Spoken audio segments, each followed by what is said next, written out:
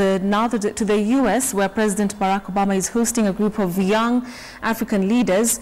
Well, the U.S. president has described as crazy any attempt by an African to discriminate against a fellow African. Obama says Africans have too much injustice over the years and must not be subjected to further humiliation by their fellow Africans. Well, he maintains that Africa is the next big destination for investment.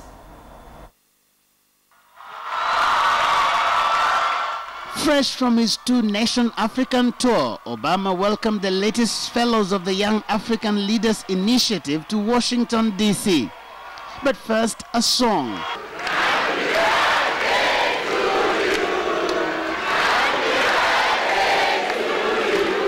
As the U.S. leader marks his 54th birthday, Obama recalled his historic visit to Africa, saying it meant much to him.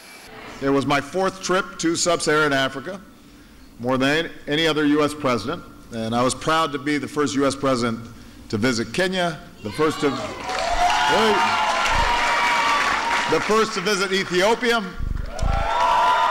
the first to address the African Union, which was a great honor. The U.S. leader maintains his optimism about Africa, saying the continent is indeed the next frontier for global development. Even as Africa continues to confront many challenges, Africa is on the move. It's one of the fastest growing regions in the world. Africa's middle class is projected to grow to more than 1 billion consumers, with hundreds of millions of mobile phones and surging access to the internet. Africans are beginning to leapfrog old technologies into new prosperity.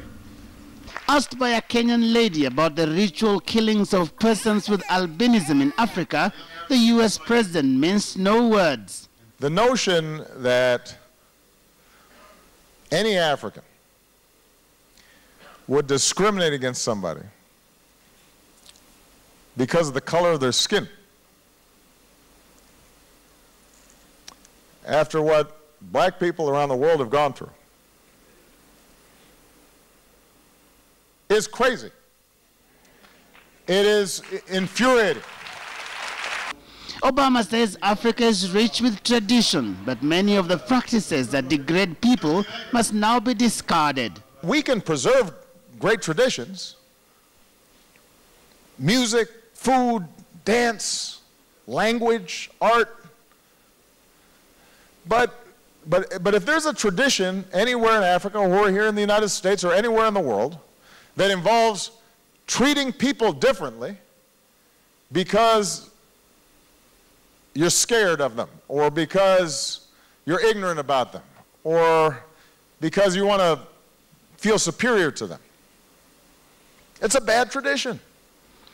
The Mandela Washington Fellowship began in 2014 and aims at empowering young Africans through training and networking in order to effect change in their communities back on the continent. Jogayo, KTN News.